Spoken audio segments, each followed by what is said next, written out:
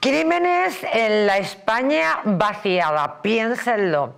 Estaba yo pensando, por ejemplo, el caso de Francisca Pepe Bonet, bienvenido, muy buenas noches. Hola, buenas noches. Ese caso del que hemos hablado tanto aquí en La Huella del Crimen, especialmente los lunes, el caso de esta mujer que perdía la vida, casi era una aldea, ¿no? Sí, Muy poquitos, un pueblo muy pequeño. Muy poquitos habitantes. Esta persona que pues va a dejar a una criatura en un coche y su casa está pues en un, ¿cómo se llaman? En un callejón. En un callejón, perdón, que no me salía la palabra. En un callejón donde hay 4 casas, la mujer no llega a su casa y es donde la Guardia Civil, esa pareja de la Guardia Civil, que entre tontos y tontos ellos no ganaban el premio precisamente por tontos, pues los asesinos le dijeron que no les dejaban entrar en una habitación porque tenía una persona que estaba así malucha y que no podía. O sea, todo en un callejón. Flipan. O sea, en un callejón con 4 casas y va la pareja de la Guardia Civil, pandamemos, y se come con patatas. Que no les dejaran entrar porque había una persona que estaba malita. Qué fuerte. Bueno, son los 2 hermanos. Destrozaron a esa mujer, probablemente la violaron, la torturaron y yo creo que durante días esa mujer estuvo viva. Sí, es muy posible. Es muy posible lo que ocurre. Pero la policía no entró, la Guardia Civil. Lo mejor es que una pareja de tontos. Entraron en la casa y no entraron en la habitación. Claro. Que decía, es que está mi tío malo. Es que está mi tío malo. Está durmiendo. Y no le vamos a molestar. Claro. Y la pareja de la Guardia Civil, ojo, con una mujer desaparecida aquí mismo y en un callejón con 3 casas y una de las casas era la de la propia víctima, va esta pareja y se marchan. Y claro, un montón de años después es cuando entonces aparece la noticia, pero yo pienso, realmente lo creo, que esa mujer estuvo viva durante días. Cosa distinta es que ahora después de los años no haya manera de saber esto. ¿Cómo estás, Natalia García Salguero? Bienvenida. Buenas noches, muy bien, muchas gracias por tenerme aquí de nuevo. Todo lo contrario, ella de la Asociación Madrileña de Abogados de Familia y de Infancia, siempre contamos la historia, que son un matrimonio muy bien avenido, que suelen visitarnos, que tienen un bebé que ya tiene 7 meses, pero que ya es un poco nuestro, porque es que lo recordamos desde las primeras noches que no dejaban dormir a tu marido. Sí, nos encanta además compartirlo con vosotros. Tú no habías llegado todavía al programa y bueno, y pues esta familia estupenda que es un poco nuestra familia, pues que nos encanta que estés, pero yo mantengo la teoría de que esa mujer estuvo viva por lo menos quizá algunas horas, pues que podrían haberla salvado y sin embargo la torturaron de una manera brutal. Sí, efectivamente, muy probablemente, y una torpeza con unas consecuencias pues muy graves. Sí, pero no han pagado las consecuencias. No, esta estúpida pareja de la Guardia Civil. Investigación, a esos defectos iniciales, en esos primeros momentos son claves en cualquier investigación de pues, procedimientos o crímenes de esta naturaleza. Las primeras 24 horas son claves. Siempre. Efectivamente. ¿Y por qué traemos a colación este caso, que no es uno de los asuntos que hoy concita nuestro interés? Pues porque me parece un ejemplo soberbio de un crimen brutal en un lugar muy pequeño, donde todo el mundo se conoce, con esa situación agravante psicológica, ¿no? Tan brutal. Sí, efectivamente. Además, este tipo de crímenes, cuando se producen en localidades muy muy pequeñas, con pocos, con pocos ciudadanos o pocos vecinos, al final también conlleva una serie de, en ocasiones, en esta situación, en este caso concreto no lo era, pero normalmente suele ser por conflictos vecinales o suele ser altercados y suelen ser ollas de presión para que finalmente se produzcan este tipo de crímenes atroces.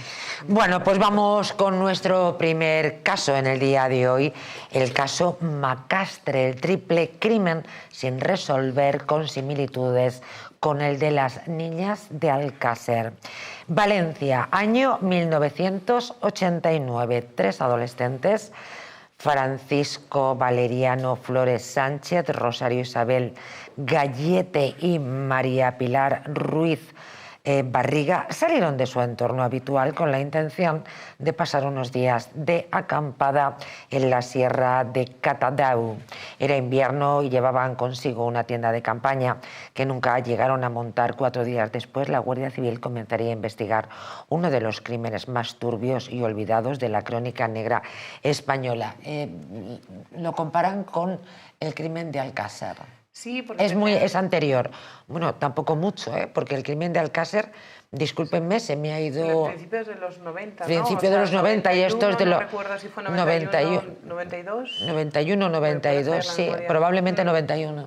Eso es. Sí que tenía ciertas similitudes y si no recuerdo mal, creo que incluso coincidían con un bar, ¿no? En el que las víctimas habían acudido en las horas previas y demás. Pero bueno, más allá de esas sospechas o esas meras coincidencias, no tiene nada que ver esa relación entre ambos casos. 13 de noviembre de 1992, exactamente, fue el crimen de Alcácer, y este fue en el año 89, en fin, son 3 años, tampoco me parece mucha diferencia, e intuyo que en el momento en el que tuvo lugar el crimen de Alcácer sí que habría una enorme relación. Este es un triple crimen sin resolver, Pepe. Efectivamente, es más, se dieron una serie de circunstancias que después se repetirían en el crimen de Alcácer. Wow. Aparte de unas situaciones bastante macabras, es decir, apareció un pie de una de las víctimas en un lugar alejado de allí, otra de las víctimas estaba totalmente irreconocible porque emplearon una sierra eléctrica para cortarle la cabeza, algún brazo, y sobre todo... En el caso de las niñas de Alcácer también. Efectivamente, se da esa terrible circunstancia. Es que se dio además la coincidencia, vamos a ponerlo en coincidencia, de que alguno de los asesinos, de los presuntos asesinos del crimen de Alcácer, estuvo también de alguna manera interrogado, o le preguntaron en esta cuestión. Y entonces, y además eran asiduos clientes de un bar que también lo eran después los asesinos, vamos a decirlo así de claro, de Alcácer. Fíjense que, como les decía, llevaban una tienda de campaña, pero nunca la usaron. Los indicios apuntan a que se refugiaron en una caseta agrícola a 40 kilómetros del lugar donde fueron vistos por última vez. ¿Cómo llegaron hasta allí? Pues oigan, nadie lo sabe. Lo cierto es que la caseta estaba aislada en medio del monte y en su interior se encontraron huellas de hasta 4 personas. La presencia de un cuarto individuo siempre planeó sobre la investigación. Bueno, pues aquí tenemos también otra circunstancia análoga, ¿verdad?, con el crimen de Alcácer, y es la idea de que siempre se pensó que más personas habían participado en esa barbarie. Efectivamente. Siempre hay sospechas de la participación de alguna otra persona adicional, pero luego localizar esas pruebas, encontrarlas para poder imputar o condenar a personas adicionales, y de hecho en este caso, como bien habéis indicado antes, no se llegó a resolver. Y también es verdad que el contexto del año 89, con los medios que había en aquella época, dificultaba también pues la investigación de este tipo de crímenes. Pues ahora que lo dices, me parece tremendamente interesante, Natalia, pues sacar a colación el por qué prescriben los delitos de asesinato. Porque evidentemente acabas de decir algo fundamental, Pepe, ¿cuántas veces no hemos hablado en este programa de crímenes que han quedado resueltos pues, por unas pruebas de ADN, en fin, por una serie de pruebas que en aquellos tiempos, que aunque no haga 50 años, pero desde luego no tenía nada que ver? No me entra en la cabeza cómo pueden prescribir este tipo de delitos cuando realmente se puede dar con el culpable a posteriori, gracias a la sofisticación que ahora tenemos como elementos de prueba. Bueno, como abogados, ¿qué opináis? Os pido una opinión.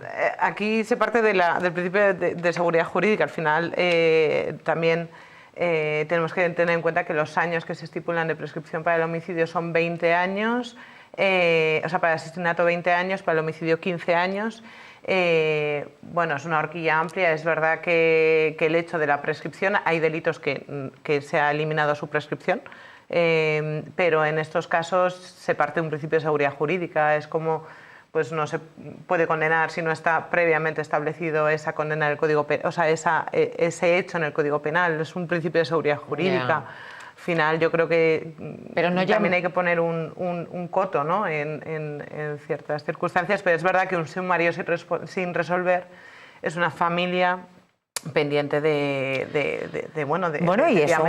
y es un culpable yéndose de cañas. Porque es decir, efectivamente la prescripción, una vez transcurridos los 20 años, aunque confesara el culpable después, no se le podría condenar. Lo que está claro es que el daño hecho está. Hecho está, es irreparable, eso sí. Y durante toda la vida has perjudicado a una serie de familias, a una serie de personas, y el asesino está en la calle. Entonces, con este sistema que en este país tenemos, que es demasiado proteccionista... Para el delincuente, no claro, para las víctimas ni las familiares de las víctimas. Por supuesto, no, para... Las víctimas que les den. Efectivamente, y si no hay esta hacienda. Entonces, estos casos no deberían prescribir nunca. Se quedaría ahí abierto. En estos casos tan graves, efectivamente, que se podría reabrir el debate sobre esta cuestión y plantearlo como se ha hecho en otras ocasiones, o se acabó implantando, por ejemplo, la prisión permanente revisable en el año 2015, que antes no la teníamos, evidentemente, y al final es verdad que los movimientos populares siempre van por delante de la legislación, y quizás sea un debate a abrir. Es que es evidente que, bueno, pues esto obedece, como tú muy bien nos has explicado, pues a unas garantías, están en el Código Penal, y esto es 2 por 2 son 4 y no tenemos nada que añadir. Pero sí tenemos que añadir es que el tiempo pasa, la sociedad evoluciona, y en este caso pues algunos se podrían ir de rositas. Imagínense Asesinos en los crímenes de Jarabo, aquella serie de televisión tan brutal.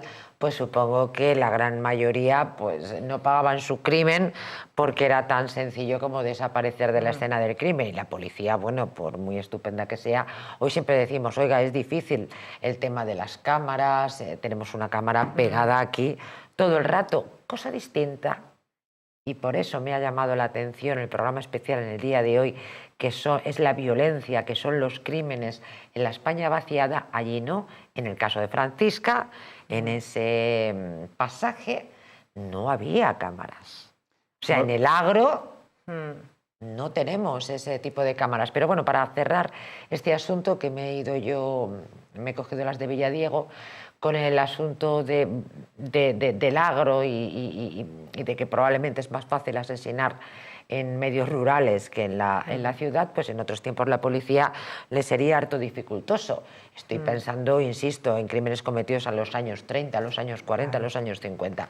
Pero sin embargo, ha habido una gran evolución. Entonces, crímenes cometidos en los años 80, en los años 90 o en los años 70, es que me da igual, es que un asesino debe pagar hasta el último de sus días. Es así. Y desde luego... no entiendo por qué no... ¿Por qué prescriben? Porque además es de juzgado de guardia, o sea, es que es de lógica. Oiga, si ahora tenemos medios que muchas veces se pueden emplear antes de que prescriba. Hemos tenido algunos casos de los que hemos hablado aquí en este programa, y finalmente, como estaba dentro de esa horquilla de la prescripción del delito, bueno, pues se ha conseguido dar con el malhechor gracias al avance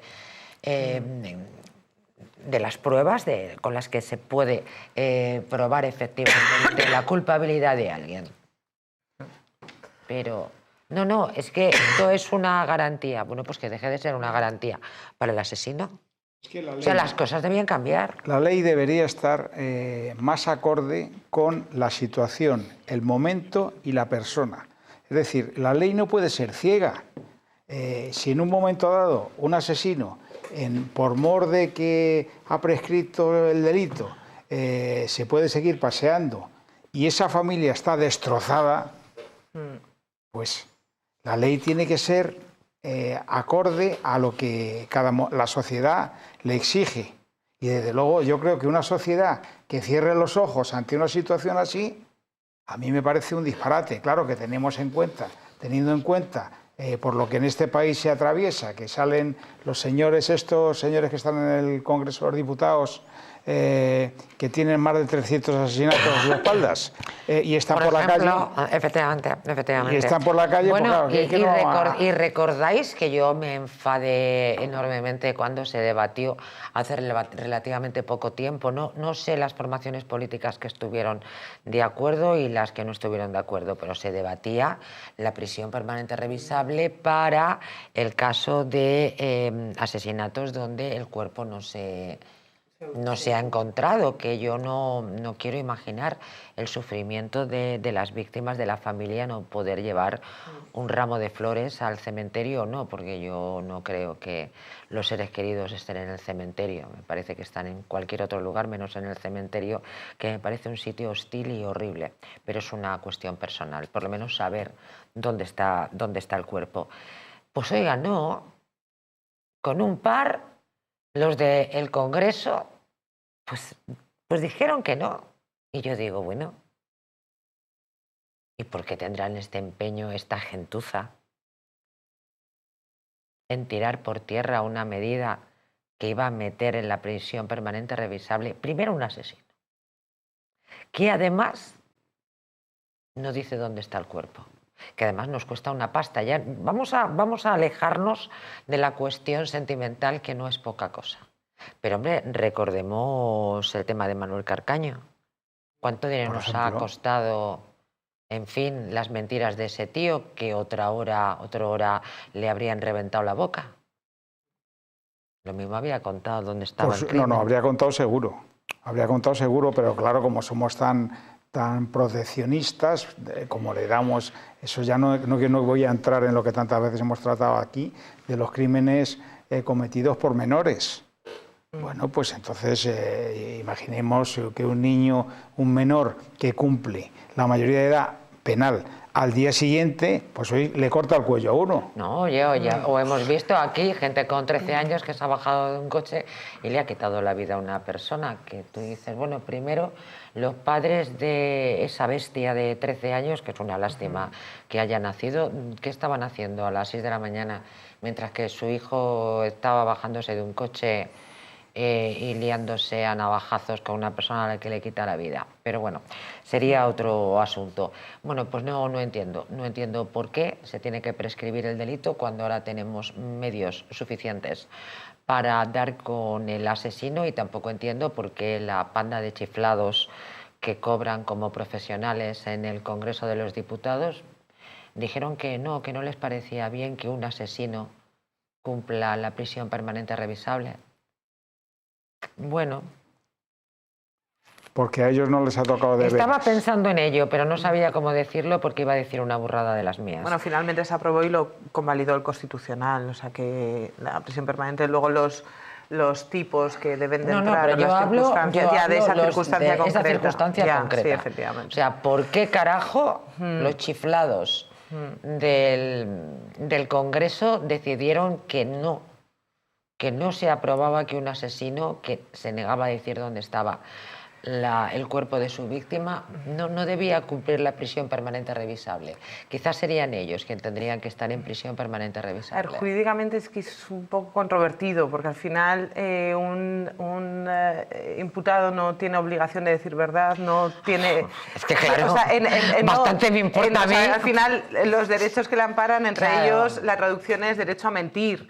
Entonces, si no se modifica eso... Claro, efectivamente. Por eso digo que a Carcaño otrora sabríamos dónde está el cuerpo de Marta del Castillo. Con esos principios, entonces la configuración es un poco compleja. Creo que la protección tiene que ser para la víctima y no para los asesinos, y en este país es al contrario. Vamos con otra historia, dejamos con estas similitudes, ¿verdad?, con las niñas de Alcácer. Les recuerdo que este asesinato de 1989, esta verdadera masacre, la verdad es que no tiene culpables. Fago, una viuda, un candidato y cualquier partido. Es el crimen de la historia de una obsesión. Les voy a situar. Pasadas las 21:30, de un lejano 12 de enero de 2007, Miguel Grima encontró la muerte en una curva cerrada a menos de 2 kilómetros de Majones, una localidad ostense de apenas 7 vecinos que debía pasar de camino a Fago, el pequeño pueblo de una treintena de habitantes del que era alcalde. Unas piedras en la carretera le obligaron a bajar de su Mercedes y fue ese el momento elegido por su asesino para arrancarle la vida de un disparo de escopeta que le destrozó el pecho.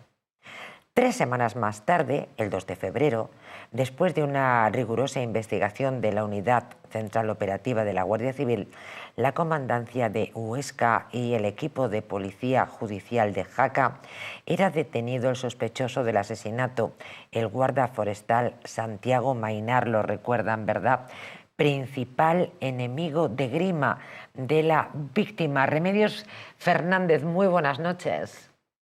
Muy buenas noches, María José. Bueno, una historia brutal la que estamos recordando en el día de hoy. Ahora el nombre del asesino, Santiago Mainar, creo que ahora está retumbando en las cabezas de todos nuestros telespectadores, que nos lleva efectivamente a un tiempo pasado y a una historia que conmocionó a España. Historia de una obsesión. Esta es una historia repitiendo la historia de Julio César y Bruto. Es una historia para mí apasionante desde el punto de vista psicológico, porque tenemos a un asesino que de primera hora cree haber hecho justicia. De hecho, el peritaje psicológico que se hizo sobre este asesino fue la de un justiciero. Él estaba pletórico, mientras todo el pueblo se negaba a hablar, o hablaba muy poco, no colaboraban con los periodistas. Él, todo lo contrario, estaba pletórico y haciendo unas verdaderas charlas de todas las maldades que había hecho este alcalde. Se había dedicado a hacer multas, a prohibir cosas, estaba implicado en su hacer como alcalde de una manera un poco extraña. Había puesto unos impuestos a una terraza sangrante, lo había dividido al pueblo. Es como pasó con Julio César, el dictador en aquel momento, que se negó a recibir la corona de ser emperador, pero tenía la mitad de Roma a su favor, la otra mitad en contra, hasta que unos amigos, porque el asesino fue amigo de la víctima, pues lo mató, y lo mató por justicia. Entonces se ha dicho que es Fuenteovejuna este caso, no es Fuenteovejuna, es la historia de Julio César y Bruto.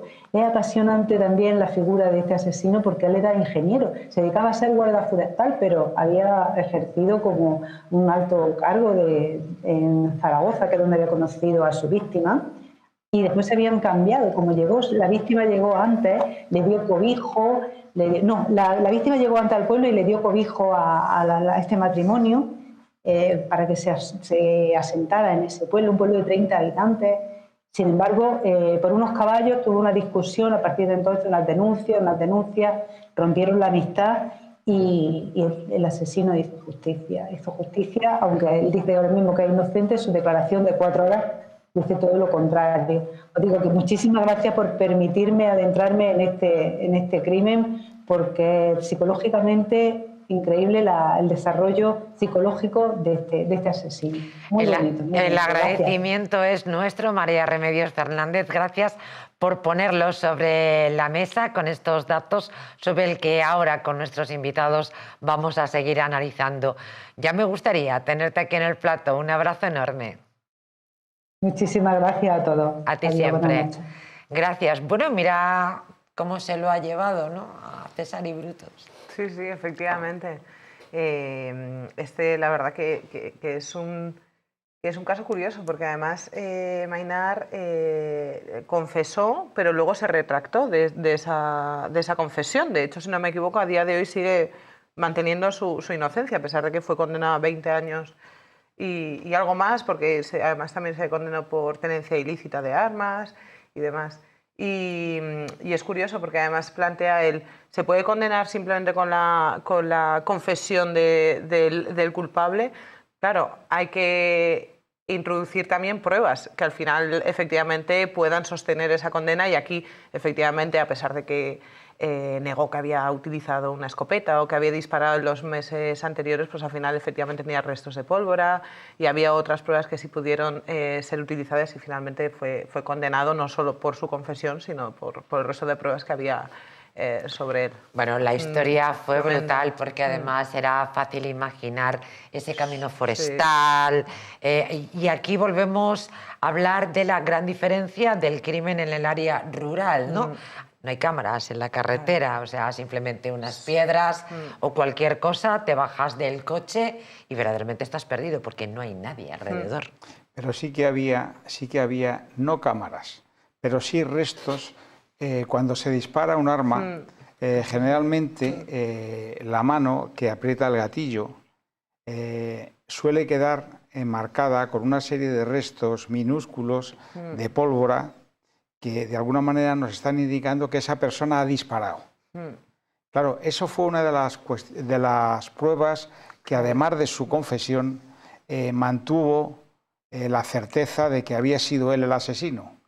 Claro, luego, aconsejado por su entorno, incluso por su defensa, que se retractase de ese reconocimiento, pues dio como resultado que no se consideraron esas pruebas suficientes. Pero eso no tiene sentido, el que no se consideraran suficientes esas pruebas. Ya, pero la cuestión es esa. Primero, su confesión. Y después, que esa confesión venía ayudada de alguna manera o coincidía con las pruebas que habría en el lugar y en la persona. Bueno, localizaron ADN dentro del vehículo también. Sí. Hubo una serie de pruebas que decías, pero ¿cómo esto se va a poder echar atrás? Porque claro, luego podemos entrar en que generalmente el acusado, el asesino, siempre dice no ser el autor de ese delito. Entonces, pero hombre, para eso ahí había pruebas suficientes como para que esta persona no se reconsiderase otra vez la sentencia y no se diera valor a la rectificación que él hizo de su propia culpa. Bueno, pero yo aquí, o sea, aunque no hubiera una prueba directa, más allá de la confesión, pero la confesión en sí misma no se puede utilizar únicamente para sostener una condena, sí que había prueba indiciaria. Claro. Y a través de la prueba de indicios finalmente se le acabó condenando. O sea, que en este caso, claro, obtener una prueba directa de un crimen no suele ocurrir, salvo lo que decimos de una cámara, que realmente se obtenga un vídeo que haya quedado grabada pues justo cuando se comete el crimen, pero si no, a través de la prueba de indicios efectivamente se puede sustentar una condena perfectamente. Claro. Sí. ¿Cómo fue el caso? Una verdadera obsesión en Fago, Huesca. Verdaderamente este es un ejemplo soberbio, fabuloso de la criminalidad en el área rural. Sí, y en este caso además hay un dato que también es curioso porque, claro, siempre se apuntó a que debía de tener ayuda. Y además en un pueblo tan pequeño probablemente recibió ayuda no se sabe, nunca se sabrá. Pero claro, la hora concreta a la que pasaría por esa carretera debió de poder recibir algún aviso o ayuda de tercero, pero eso nunca se sabrá y no se ha esclarecido. Esto nunca se sabrá, efectivamente. Vamos a hacer un alto en el camino y les cuento cómo quitarse un par de kilos de más, siempre y cuando, eso sí, sean exactamente lo que ustedes desean. Si quieren volver a utilizar esas prendas que tanto les gustaban, Naturhaus les trae la forma más rápida y, ojo, la más eficaz de hacerlo. En tan solo 2 días podrás bajar de peso gracias al Pack Express, un producto de Naturhaus que contiene todas las comidas y dietas necesarias para perder peso en tan solo 48 horas. Te ofrecemos un servicio personalizado, no tendrás que saltarte comidas, tampoco pasar hambre. ¿Por qué? Porque es el Pack Express el que se adapta a ti, no lo pienses más, y acude a tu centro Naturhaus más cercano. Regresamos enseguida.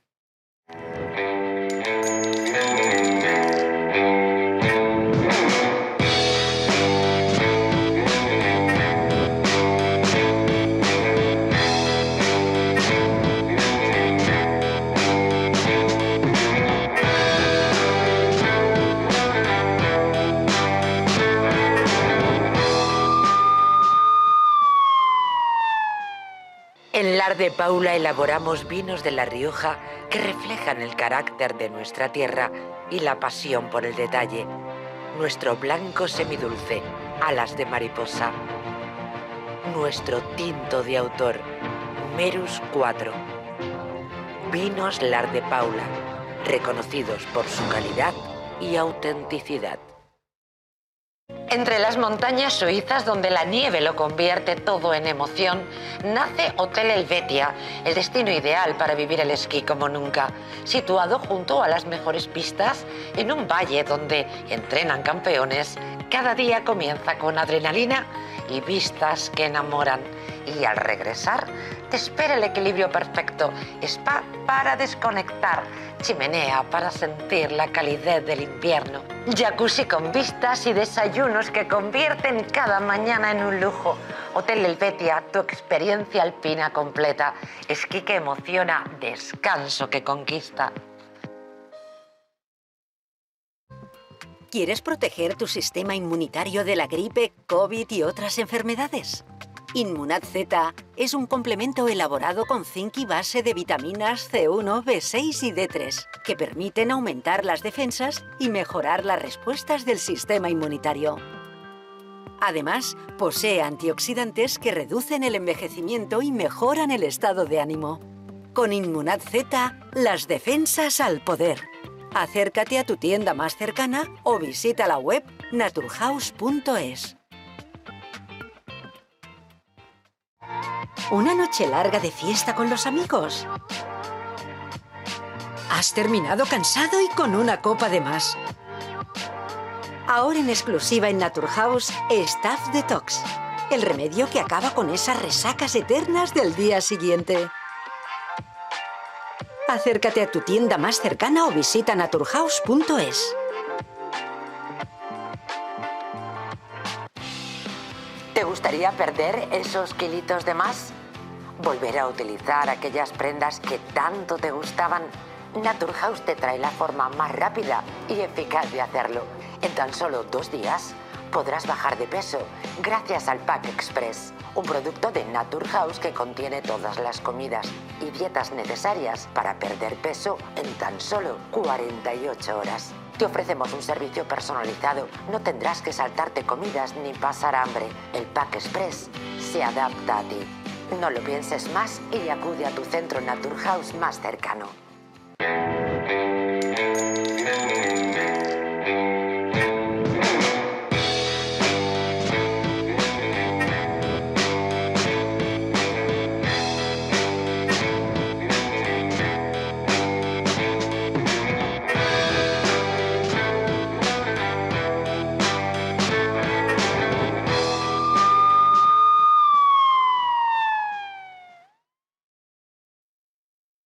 Pues volvemos nosotros a la crónica negra, aunque nos estaba contando Pepe Bonet, que sabe un montón de cómo funcionan las cosas en el Congreso o en el Parlamento Europeo, y la verdad es que se echa las manos a la cabeza de qué falta de vergüenza.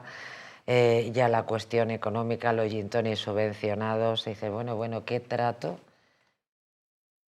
A gente como si fuera lista. Son una panda de gañanes por hora. ¡Qué barbaridad! Caso de Diana Kerr. Diana Kerr era morena, de pelo largo, justo el prototipo de un auténtico depredador sexual. que merodeaba por la zona. Era una zona rural, como ustedes recordarán, una faceta que no muchos conocían, pero sobre todo era joven, muy joven.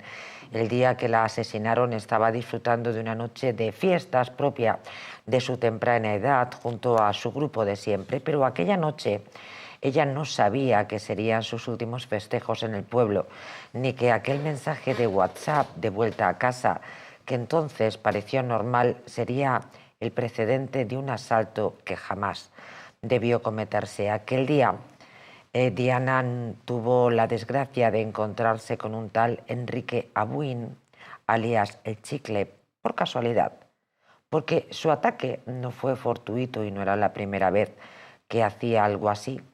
La forma de asaltarla y la despiadada manera en la que cometió el asesinato demostraron que la joven madrileña no era su primera víctima, pero su caso sí fue único y esencial.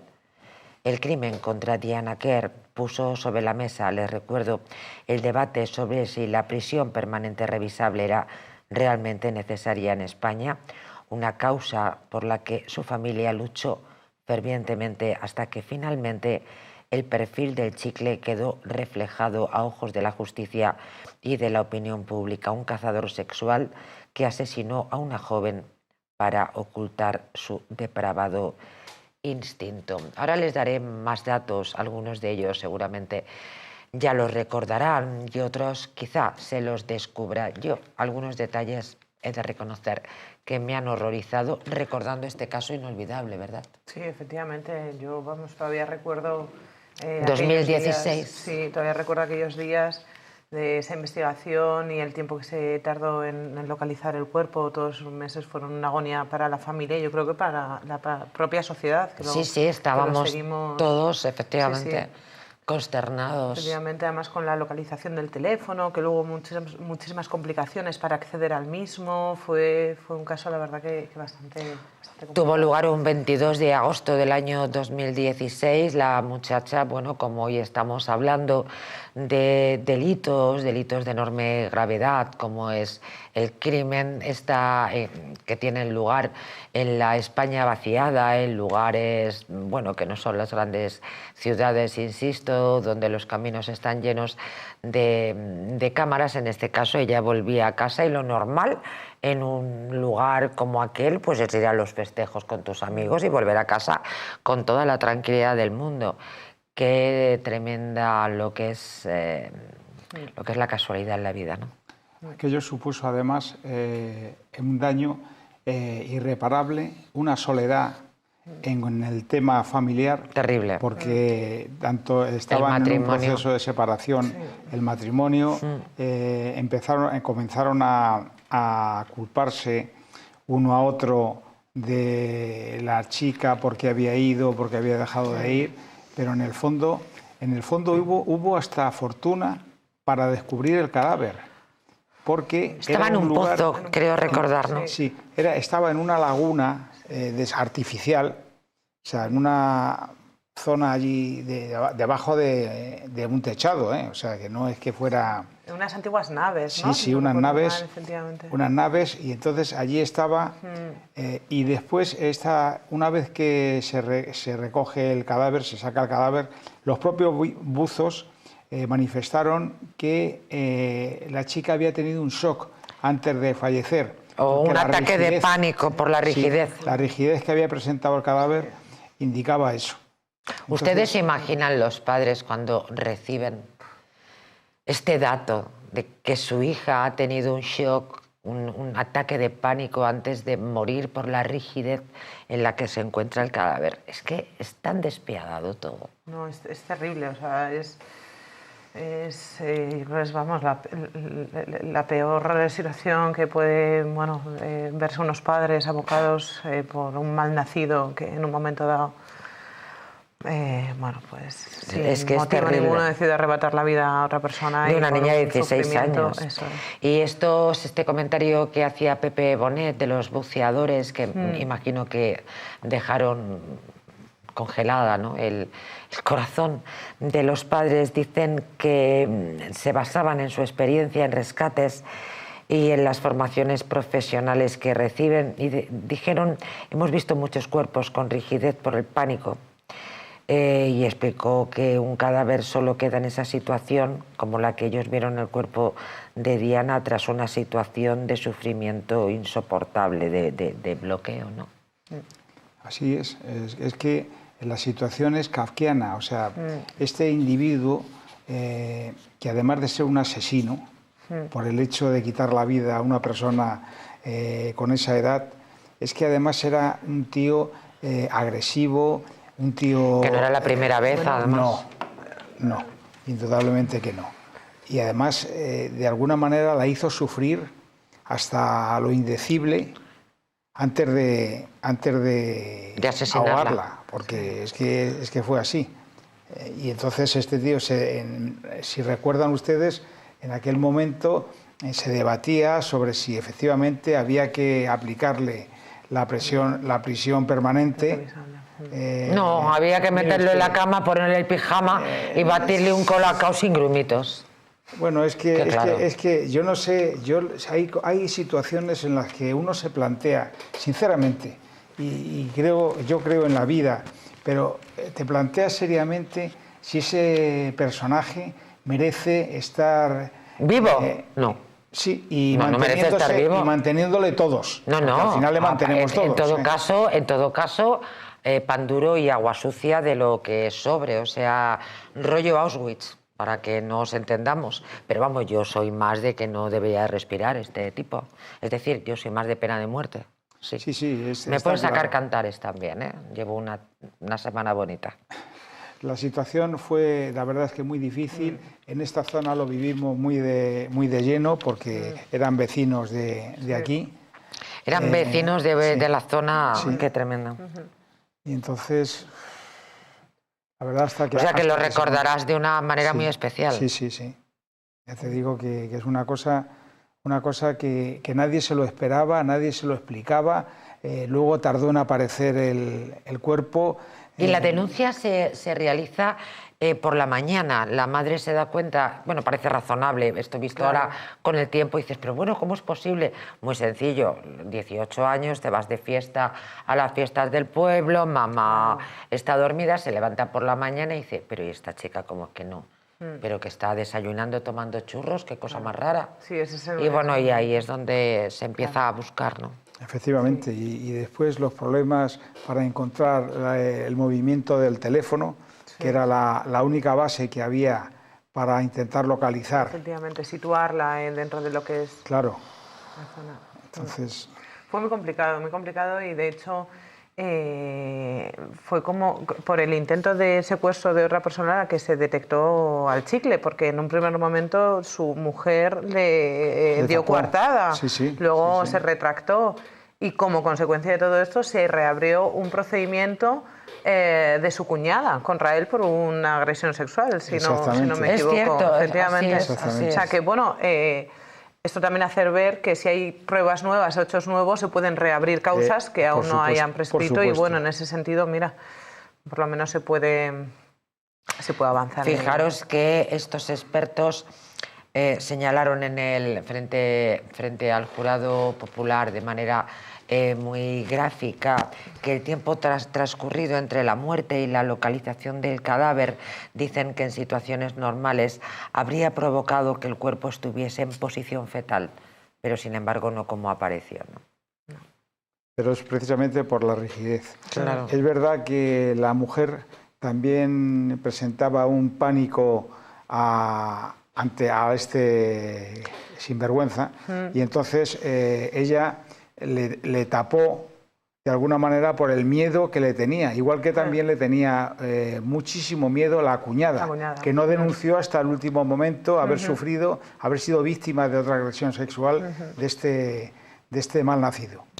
Los dos buceadores de la Guardia Civil, que les recuerdo, se sumergieron en el pozo para rescatar el cadáver, grabaron toda la escena en vídeo, detallaron con todo lujo de detalles la escena y cómo el cuerpo de Diana estaba en el fondo del pozo, lastrado y entero, pero al liberarlo de los dos bloques de cemento que lo mantenían sumergido, e ir ascendiendo a la superficie, pues se desmembró todo el cuerpo. O sea, le había puesto esos...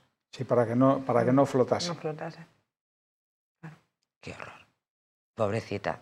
Es que uno imagina en qué situación esta criatura moriría, quizá incluso antes de que echara ese hormigón encima. Sí, probablemente. Seguramente. No, terrible, aquellas horas... Pero hay que pensar, hay que ponerse alguna vez, ser capaces de ponerse en el papel de la familia. O sea, que tú tengas una hija y que un desalmado como este acabe con su vida. Y tú esa impotencia que tú tienes... No, es que es algo tremendo. Yo no quiero ponerme... No puedo porque todo lo que se me ocurre es delito y penal y no sé, yo no habría tiempo para que gastara en comida. Yo, es que no te queda otra que empatizar y efectivamente, o sea, el Estado debe de tener unas reglas, pero si lo aplicas a mí me pasa a nivel personal y no respondo de mis actos. O sea, quiero decir, al final, yo lo tengo cuando te lo aplicas, si claro. te ocurriera, entonces no te queda otra que vamos. empatizar y es lógico que la familia pida la máxima pena y todo, porque ya el daño no hay nada que lo vaya a reparar. Pero es que por ¿cómo lo menos se puede mitigar... vivir? Dios mío, ¿cómo se puede vivir pensando es. en lo que han hecho a tu hija? No solamente el duelo, todo el mundo cuando hemos perdido a alguien que amamos, pues sabemos perfectamente lo que es elaborar ese duelo, la dureza que representa.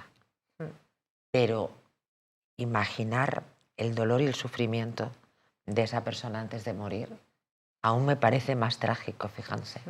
Y el dolor y sufrimiento de la familia, que cada día, cuando se levante, cuando se despierte, se acordará de esa hija.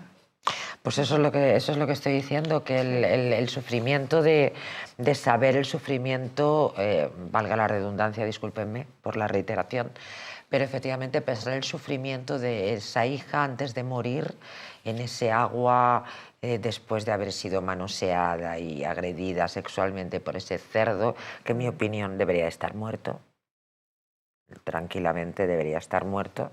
En un país decente este tipo estaría muerto. Y no estaríamos gastándonos el dinero en darle de comer. A mí es que no me entra en la cabeza. No me entra en la cabeza. Claro que hay otros que también tendrían que estar muertos y ahora les quieren dejar salir a la calle para que el presidente del gobierno siga con sus posaderas en el Palacio de la Moncloa. Esos también tendrían que estar muertos. Sí, por supuesto. Y están sentados en el Congreso de los Diputados, viviendo, comiendo, recibiendo un buen sueldo, respetados porque como necesitan sus votos, así estamos. Yo fundamentalmente apunto a los presos de ETA que están dejando salir, a unos porque están enfermos, bastante me importa a mí su enfermedad, bastante me importa, muertos tendrían que estar. El crimen de Santoalla, el homicidio que conmocionó Galicia e inspiró la película Asbestas. Recordáis, por cierto, estamos en el marco, en el mismo marco, en el marco gallego, tanto en el anterior caso de la pobre Diana Quer como esta otra circunstancia, este otro caso que vamos a comentar con todos ustedes, insisto, que inspiró la película Asbestas. Vámonos al año 2010. Un hombre holandés desaparecía sin dejar rastro en una remota aldea de Orense. 4 años después se descubría que había muerto a manos de un vecino por culpa de una disputa. Asbestas, que es la película a la cual yo me he referido, dirigida por Rodrigo Sorogoyen, narra la historia precisamente de una pareja francesa que se muda a una aldea de rural gallega y allí pues llevan una vida tranquila hasta que se inicia efectivamente el conflicto. ¿Qué sabéis de este caso? Pues yo en este caso fue, fíjate, a raíz de la película de Sorogoyen, que la verdad que tiene una fotografía espectacular, me adentré más a conocer este caso y muy bueno, cinematográfico el crimen, ¿verdad? Sí, ¿Y la efectivamente, historia? y la historia. Hombre, con sus licencias, evidentemente, sí, claro. pero sí, a ver, aquí el caso también es que se condenó por homicidio, no por asesinato, porque entendieron que no concurrían las agravantes para considerarlo como asesinato. Entonces, claro, el hecho de que por la muerte de una persona únicamente, creo que le condenaron a 10 años, no recuerdo ahora mismo, parece poco. O sea, entonces, al final, esa distinción, sobre todo entre el homicidio y el asesinato, es lo que un poco marca este caso. En el año 1997, aunque sucede en el año 2010 el asesinato y hasta 4 años más tarde no se descubre el crimen, es en 1997 cuando este holandés de origen alemán se asentó junto a su esposa en aquella remota aldea de Orense llamado Santa Olla. En aquel recóndito lugar solo había 2 casas, en una vivía la pareja y en la otra la familia Rodríguez. Esta estaba formada por Manuel Ogafas, el padre, Jovita, la madre y sus 2 hijos, Juan Carlos y Julio. 2 únicas casas en 1997. Sí, ahí lo que... Esto es llevar al extremo el crimen en el agro, ¿eh? Sí, sí. Lo que se hizo valer fue que hubo una disputa. Entonces, como hubo una disputa, se entendió que no había habido premeditación. Entonces, por esa razón se valoró considerar un asesinato o un homicidio y se decidió acogerse a lo establecido en el homicidio porque no se daban todas las circunstancias para considerarlo asesinato. Entonces, por esa razón fue penado con 10 años, si no recuerdo mal, 10 años el autor. Sí, eso es.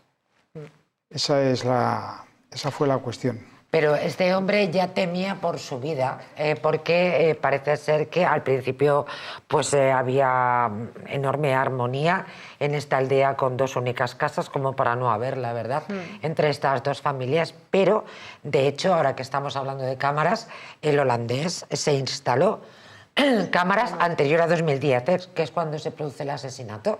Se instaló cámaras en la casa porque temía por su vida.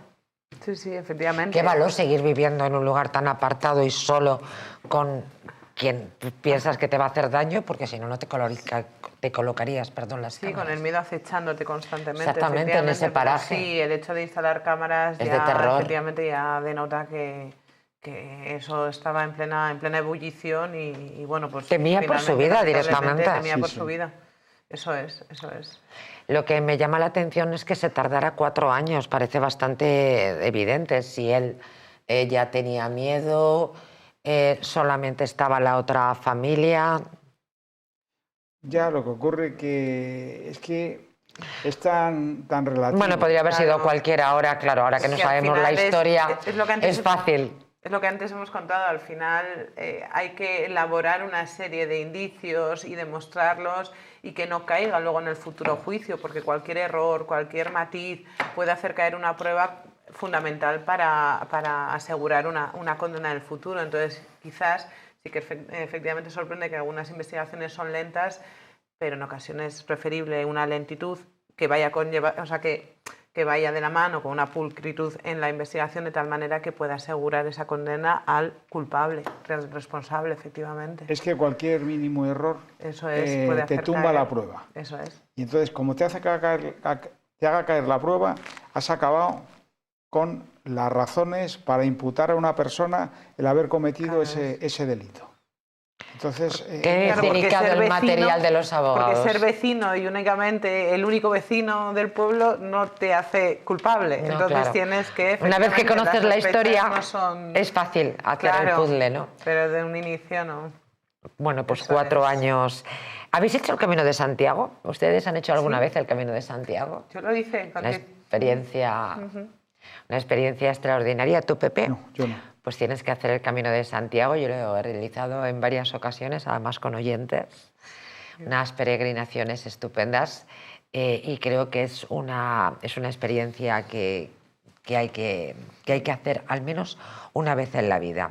Claro, que quizá una mujer de 41 años que se echó al camino, quizá si me escuchara hoy no pensaría lo mismo. Lo que pasa es que lamentablemente no me puede escuchar. El crimen que turbó el Camino de Santiago.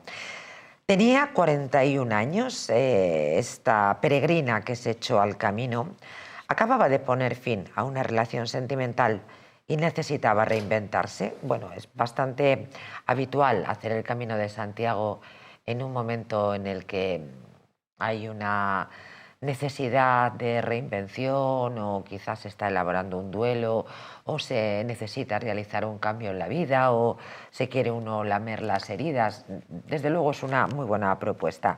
El caso es que esta mujer necesitaba reinventarse después de el final de esta relación sentimental. Ella era estadounidense, de padres asiáticos. Ya la recordamos como una mujer asiática. Quiso hacer un gran viaje por Oriente para conocer sus orígenes, al que planeó poner fin peregrinando a Compostela desde Pamplona. No llegó.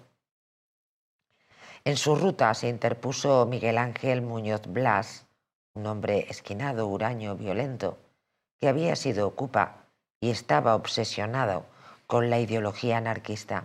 Madrileño de nacimiento, se instaló en Castrillo de los Polvazares, en León, al pie justo del camino francés. Con antecedentes por robos y hurtos, ya había tenido problemas con una denuncia de agresión sexual de una peregrina alemana que no se pudo demostrar, pero por la que llegó a ser detenido. Denise corrió peor suerte, así se llamaba esta peregrina estadounidense. La mató en el asalto y enterró su cadáver. Unos meses después de la muerte de la joven, pasó en una prisión de Madrid en un total anonimato los 23 años a los que le condenó la Audiencia Provincial Leonesa, pena que después confirmó el Tribunal Supremo. Esta mujer recorrió con tranquilidad los 350 kilómetros que separan Pamplona de Astorga y en el camino conoció a un piloto de Iberia que viajaba junto a sus hijas y sobrinos. Denise se sumó al grupo y durante 3 o 4 días caminaron juntos. Fue él quien le aconsejó desviarse para visitar el Castrillo de los Polvazares, un pueblo de apenas 100 habitantes, pero que merecía la pena visitar. No en vano, en 1980 fue declarado conjunto histórico-artístico de alto valor monumental y forma parte como elemento asociado del camino francés, lo que es la vida. No solamente que viniera de un lugar remoto a esta localidad, a esta pequeña localidad de 100 habitantes, sino que también es alguien, una persona del propio camino. A veces el camino se hace en grupo, o bien si ya lo estás realizando en grupo, bueno, pues como fue en mi caso, o te vas uniendo a otros grupos en cualquier situación. Yo siempre recomiendo que se haga en solitario. Claro que, hablando de este crimen, mi recomendación es un poco arriesgado, ¿no? Bueno, yo en mi caso lo hice hace ya muchos años, pero lo hice también en grupo. Un grupo de amigas y bueno, tendré que probar esa experiencia que tú dices, hacerla en solitario. Alguna de las etapas yo lo he realizado como 4 o 5 ocasiones, siempre con grupos de personas, de oyentes de radio en este caso, pero sin embargo, aunque éramos un grupo, pero sí que estaba planteado en carretera y manta y el ejercicio de la sensación de caminar sola. Por aquellos parajes con los que a veces no te encontrabas a nadie, ¿no? Peligroso, sí, claro, ahora viendo esto.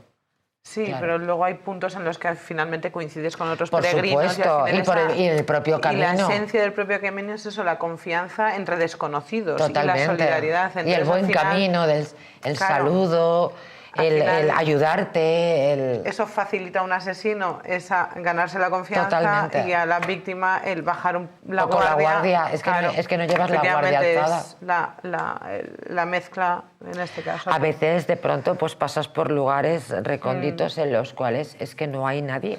O sea, puedes tirarte kilómetros y kilómetros absolutamente sola. O sea, yo lo he hecho. Eso no es más que una muestra de lo que a veces el camino de la vida nos aguarda en un recóndito lugar o en ese Pero qué conjunto momento de casualidades, ¿no? para que esta mujer perdiera la vida de una manera tan terrible? Fundamental, sobre todo, que existiera un malnacido. Que ya había tenido una denuncia por agresión sexual. Efectivamente, efectivamente. Pero bueno, ya sabemos que aquí las denuncias por agresión sexual duran lo que duran.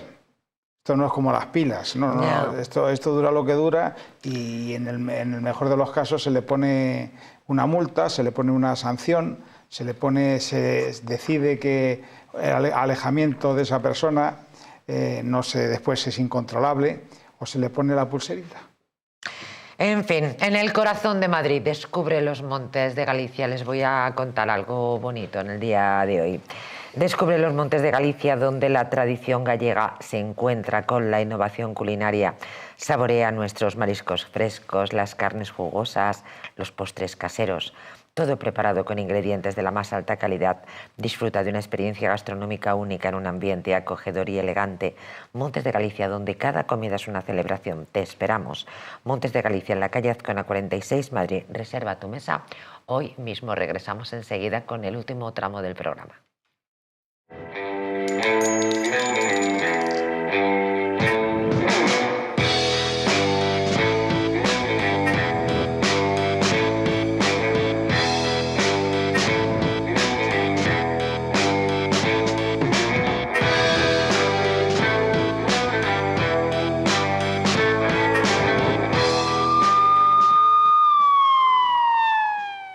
En Lar de Paula elaboramos vinos de La Rioja que reflejan el carácter de nuestra tierra y la pasión por el detalle. Nuestro blanco semidulce, alas de mariposa. Nuestro tinto de autor, Merus 4. Vinos Lar de Paula, reconocidos por su calidad y autenticidad. Entre las montañas suizas, donde la nieve lo convierte todo en emoción, nace Hotel Helvetia, el destino ideal para vivir el esquí como nunca. Situado junto a las mejores pistas, en un valle donde entrenan campeones, cada día comienza con adrenalina y vistas que enamoran. Y al regresar, te espera el equilibrio perfecto, spa para desconectar, chimenea para sentir la calidez del invierno, jacuzzi con vistas y desayunos que convierten cada mañana en un lujo. Hotel Helvetia, tu experiencia alpina completa, esquí que emociona, descanso que conquista. ¿Quieres proteger tu sistema inmunitario de la gripe, COVID y otras enfermedades? Inmunad Z es un complemento elaborado con zinc y base de vitaminas C1, B6 y D3 que permiten aumentar las defensas y mejorar las respuestas del sistema inmunitario. Además, posee antioxidantes que reducen el envejecimiento y mejoran el estado de ánimo. Con Inmunad Z, las defensas al poder. Acércate a tu tienda más cercana o visita la web naturhaus.es. ¿Una noche larga de fiesta con los amigos? ¿Has terminado cansado y con una copa de más? Ahora en exclusiva en Naturhaus, Staff Detox, el remedio que acaba con esas resacas eternas del día siguiente. Acércate a tu tienda más cercana o visita naturhaus.es.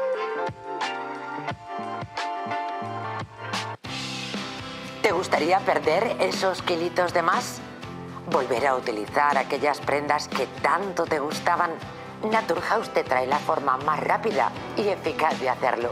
En tan solo 2 días podrás bajar de peso gracias al Pack Express, un producto de Naturhaus que contiene todas las comidas y dietas necesarias para perder peso en tan solo 48 horas. Te ofrecemos un servicio personalizado. No tendrás que saltarte comidas ni pasar hambre. El Pack Express se adapta a ti.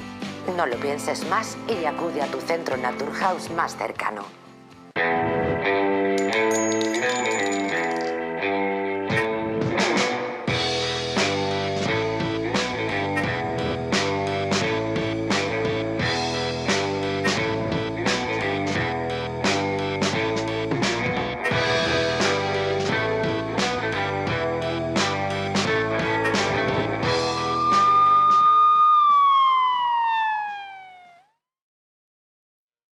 ¿Recuerdan el caso del niño de Somosierra? Desapareció después de tener un accidente con sus padres en un camión que transportaba, esperen que no me quiero equivocar, 23.000 kilos de ácido. Bueno, el tema es tétrico ya de partida, señores. Andrés era conductor de camión y en el verano, nos tenemos que remontar a 1986, le encomendaron el trabajo de transportar 23. Sí, eso fue en aquel momento un accidente inexplicable, que se sacaron muchos datos de lo que es lo que se puede entender como la caja negra, que es un disco que lleva el camión, que va señalando las paradas que va haciendo, el tiempo que va transcurriendo en relación a lo que el conductor lleva conduciendo, y marca los puntos donde se ha detenido, el tiempo que ha estado detenido. Eso por una parte. Y por otra parte, es verdad que era una mercancía peligrosa. Indudablemente el ácido pues puede hacer desaparecer. Pero no para hacer desaparecer el cuerpo de un niño, por Dios. Además, los padres habían salido despedidos. Los padres fallecieron. Sí, los padres fallecieron. Es la abuela la que, al parecer, da la señal de alarma cuando se entera del accidente. Le dicen que han muerto el marido y su esposa, pero claro, es la abuela la que dice: ¿cómo está mi nieto?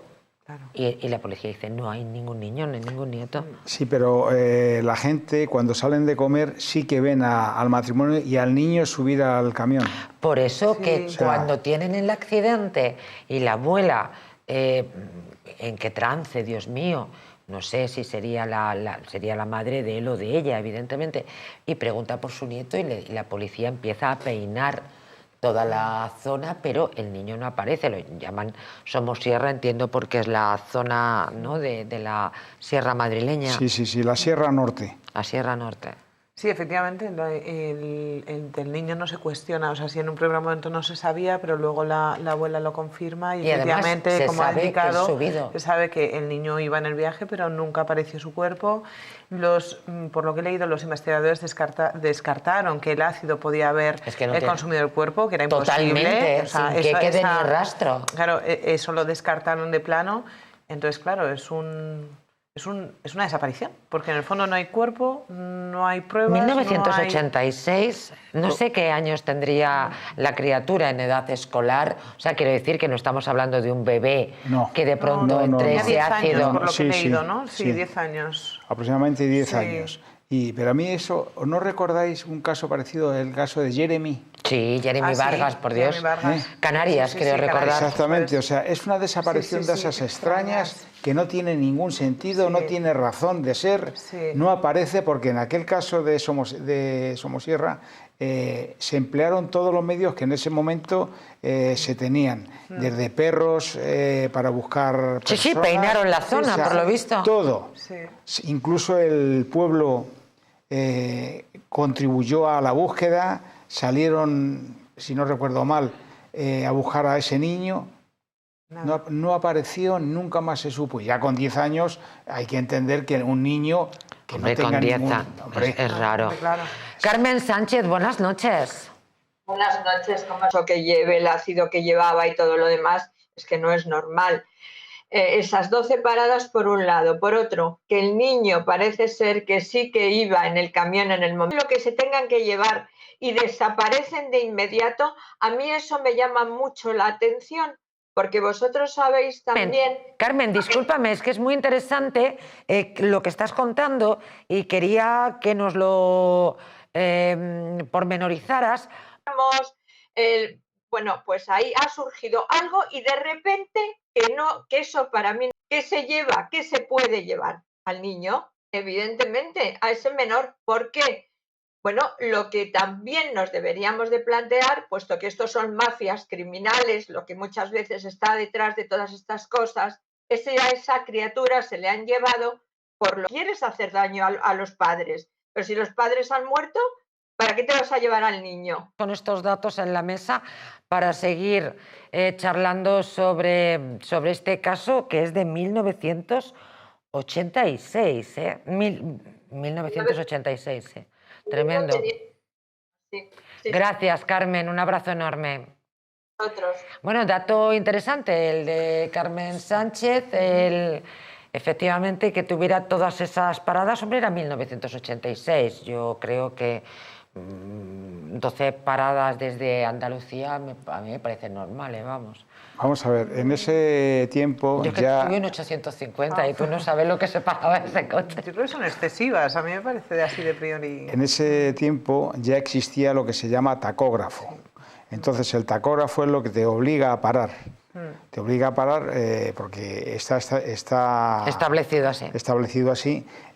Un conductor profesional puede parar, tiene que parar obligatoriamente cuando lleva conduciendo 4 horas y media. Ajá. Solo puede conducir 9 horas al día y cada parada que hace, después de 4 horas y media, va de entre 15 y 30 minutos, tiene que descansar. Eso es lo que la legislación establece a ese respecto. Sí, pero sin embargo, creo recordar, pero puedo estar equivocada, creo que la gran mayoría de esas paradas se realizan en ese periodo de la sierra, desde que comen, es decir, eso es lo que sí que me llama poderosamente la atención, porque eso no me parece que tenga que ver con ese protocolo marcado del tacógrafo. No. Eso se puede dar porque el niño porque puede o a lo mejor pensaban que tendría algún tipo de avería o el camión no iba bien y paras y vuelves a arrancar. A mí me parece una conducta así a priori bastante extraña, un poco anómala como bien dice, está regulado. No sé si en aquella época también existía la misma regulación. En el año 89, 86, perdón. Sí, aunque efectivamente viajar con un niño igual requiere más necesidades y alguna parada adicional, pero de ahí a pasar a 12 paradas, luego que... Otra clave que acaba de dar, que han apuntado ahora mismo, lo de la aparición de la furgoneta blanca. Son como demasiados interrogantes en esta escena. O sea, muchos interrogantes para este caso, ¿no? que lamentablemente no se han podido esclarecer. Efectivamente. Sí, porque no apareció nunca el famoso niño de Somosierra. No. Y además nunca se pidió ningún tipo de rescate, aunque hubieran fallecido los padres. Pues el seguro tenía que haber cubierto de una manera importante esa pérdida, el seguro del vehículo. Qué tremendo. El seguro del transporte. La abuela tampoco recibió ningún tipo de reclamación. Nada. Me extraño, efectivamente, como bien apuntaban, parece que no tiene lógica, ¿no? Un secuestro en este contexto.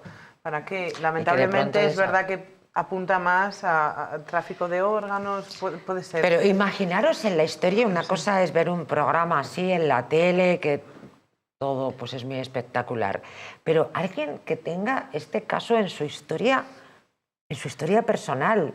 Pues a mí me pasó esto, yo tenía una hija, tuvo un accidente, mi nieto desapareció en el accidente. Es que, Dios mío. Eso no se olvida nunca. Esto no te recuperas en la vida, sobrevives, pero no... Es que qué mazazo. Estas situaciones, la pérdida ya de un familiar es... ¿De tu hija o de tu hijo? Claro, efectivamente. Imagínate, también es una que no era un tío de Murcia. Contra natura, o sea, sobrevivir a tus hijos es algo que todos entendemos que es contra natura. Y que desaparece tu nieto en estas circunstancias. Efectivamente, entonces de eso... Y que se barajara, la posibilidad de que el ácido hubiera destruido el cuerpo del niño, que me parece, vamos, una barbaridad, pero es que me imagino eso en la conversación pedestre con la abuela, ¿no? En un primer estadio. Lo que no sé es qué investigación se realizó posteriormente sobre esa furgoneta que han apuntado. Es que yo no conocía el hecho de esa furgoneta. ¿Qué investigación se realizó? Vamos a ver, en primer lugar, hay un accidente múltiple. Hay 4 implicados. Pero no todos fallecen. No. Con lo cual, alguien que no fallece puede ser testigo de que aparece una furgoneta. Que con esto no quiero decir que no tenga razón. Que eso puede ser una posibilidad, pero ¿alguien no os parece demasiado raro que alguien no se dé cuenta y que diga, pues es verdad que vino una furgoneta, yo no sé quién sería, pero vino, se marchó? O sea, hay una cosa rara ahí, ¿no? Hay muchas incógnitas, efectivamente. La historia del crimen de Níjar, el dramón que inspiró a Federico García Lorca para escribir Bodas de sangre. Bueno, qué tremendo. La versión que ha llegado a nuestros días cuenta que el 25 de julio de 1928 Federico García Lorca conversaba con su amigo Santiago Ontañón en la residencia de estudiantes de Madrid, cuando otro compañero le enseñó una noticia del diario ABC que relataba un crimen desarrollado en circunstancias misteriosas que habría tenido lugar cerca de Níjar, en Almería. El poeta, que ese mismo mes había publicado su romancero gitano, rápidamente vio potencial en ese suceso. La prensa, qué maravilla. Esta noticia es un drama difícil de inventar, diría. Meses más tarde le ofreció a Ontañón la posibilidad de ser de los primeros en leer el dramón en el que estaba trabajando. 2 días antes de que llegara a manos del poeta granadino aquel recorte del periódico, Francisca Cañadas Morales protagonizó la huida que inspiró el argumento de Bodas de Sangre. La joven de 20 años vivía junto a su padre en el Cortijo del Fraile, una hacienda de una acaudalada familia almeriense en la que su padre, viudo desde hacía años y aparcero del lugar, se dedicaba a la agricultura. Frasquita, como la llamaban en familia, era la favorita de su padre, quien ya la había prometido con Casimiro Pérez Pino y dotado con 15.000 pesetas de la época y unas tierras en una localidad cercana.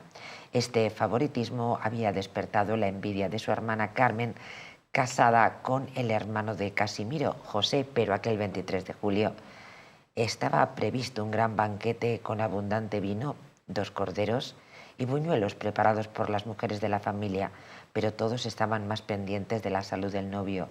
La noche anterior, Casimiro se había sentido indispuesto, por lo que había decidido acostarse temprano, con la esperanza de estar recuperado para el gran día.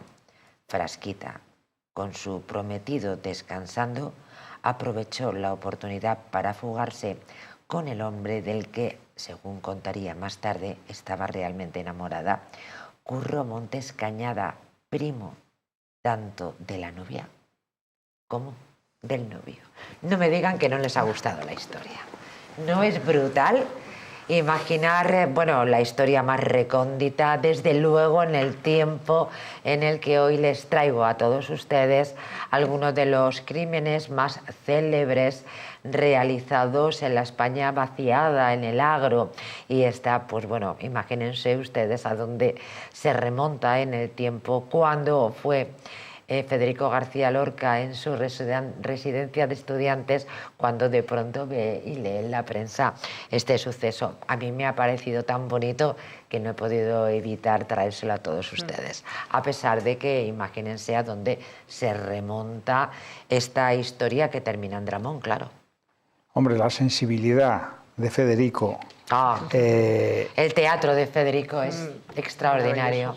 De alguna manera choca con una situación que, por extraña, por sorpresiva y difícil, no hace sino recoger el típico pesar y sentir de un pueblo donde, con todos sus defectos, que son muchos, pues no se reconoce el amor como tal, sino el compromiso que ha adquirido un padre o una familia.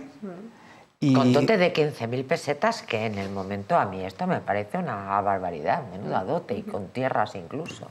Es que la familia no era precisamente pobre.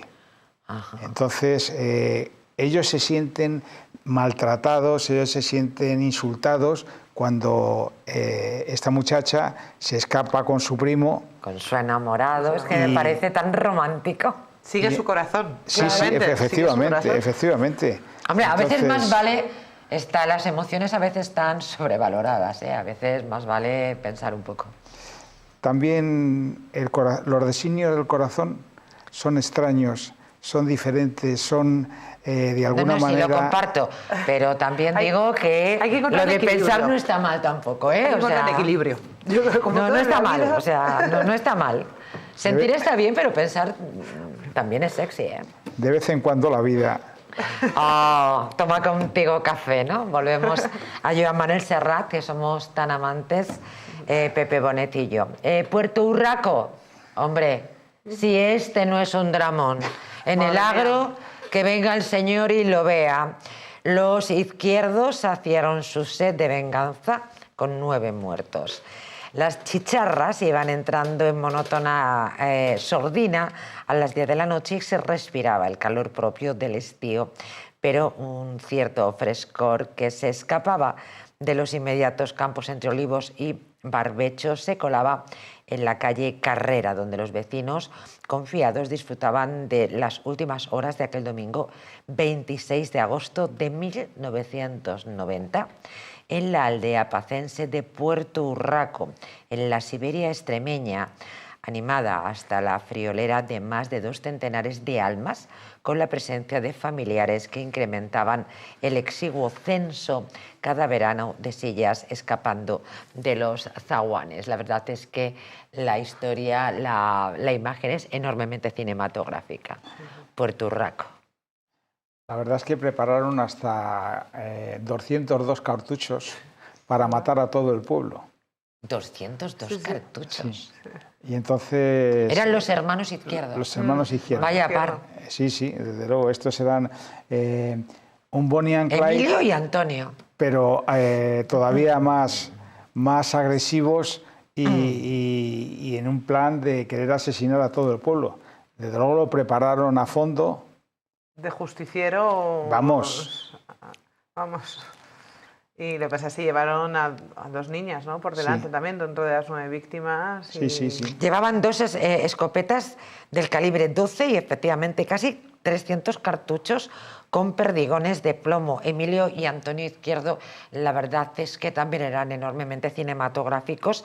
El último es el tuerto, desde que un gallo le picó un ojo cuando chico, cuando era pequeño, pues conducieron a lo largo de unos 10 kilómetros desde Monterrubio de la Serena, donde vivían con sus hermanas, Luciana la víbora y Ángela, tremendo la familia, desde poco después de que Isabel, su madre, una nonagenaria impedida, se quemara viva en 1984 en Puerto Urraco en un incendio cuyas causas nunca fueron aclaradas y en el que estos vástagos, 4 de los 6 que tuvo la matriarca, salvaron la tele, la nevera y los muebles que pudieron, según contaron los vecinos. Los Izquierdo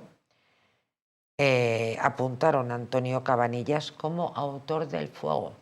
Sí, siempre, así que este es el móvil, ¿no? Culpó a la otra familia. Siempre culparon a la otra familia y siempre entendieron que todo lo que habían ellos sufrido había sido motivado por la intervención de la otra familia.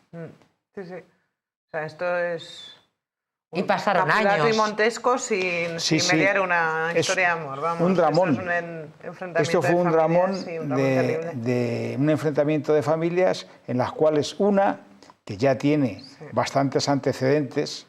y que es muy tétrica, la verdad, entre el gallo que le pica un ojo, la madre quemada viva en un incendio en su casa, que la hermana tenga como apelativo la víbora, porque que el otro sea el tuerto, hombre, a tenor del asunto del gallo, una lo entiende. Pero lo de la víbora... La hermana tiene el sobrenombre de la víbora porque todo el pueblo la consideraba lo mala persona y que era el motor, la que dirigía de alguna manera a los 2 hermanos.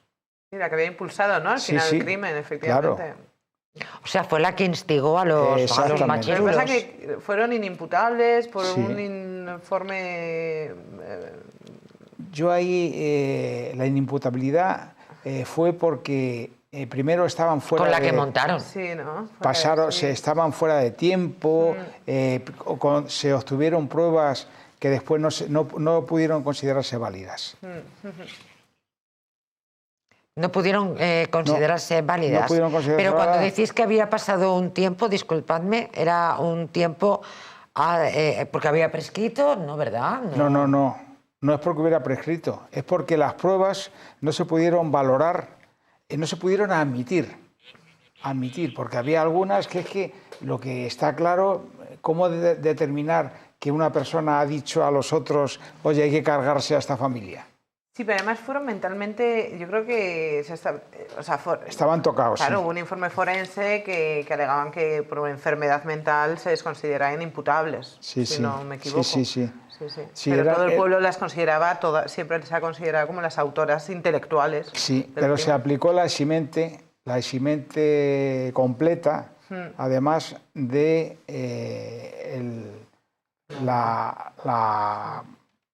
no estaba bien de la cabeza. Venganza, odio y atavismo. Menuda historia. La verdad es que desde entonces Puerto Urraco se situó en el mapa, ¿eh? Sí. Porque otrora la verdad es que era difícil situar la localidad. Recordar que fue uno de los crímenes donde se vendieron más periódicos, El Caso. Ah, bueno, que entonces existía el periódico El Caso, ciertamente. Muchísimas gracias por acompañarnos en el día de hoy. Bueno, la verdad es que se nos ha ido el tiempo. Yo me he quedado con el niño de Somosierra y con el tema de la furgoneta blanca, que yo tengo ahora ya mis serias dudas y quiero saberlo. Natalia García Salguero, muchísimas gracias. Muchas gracias a vosotros y por un contar saludo conmigo, al papá de la criatura. Yo se lo traslado. ¿Ya dormís? Sí. Ya dormís mejor, ¿verdad? Algo mejor. Que recuerden que el suceso en esta casa, en este programa, estaba cuando vino el padre con unas ojeras, o sea, de padre muy señor mío, y era porque el niño no les dejaba dormir. Pero bueno, ya el chaval ya tiene 7 meses y ya se hace la cama solo y todo. No es la mejor vida. Pepe Bonet, muchas gracias. Muchísimas gracias a vosotros, y el niño también será padre en su momento y sabrá lo que es. Efectivamente. Yo ahora valoro muchísimas cosas de mis padres. Ahora, ¿no? Ahora. Eso suele pasar. Señoras, señores, buenas noches a todos. Les recuerdo, para más información, el diario de esta casa, eldistrito.es. Buenas noches a todos.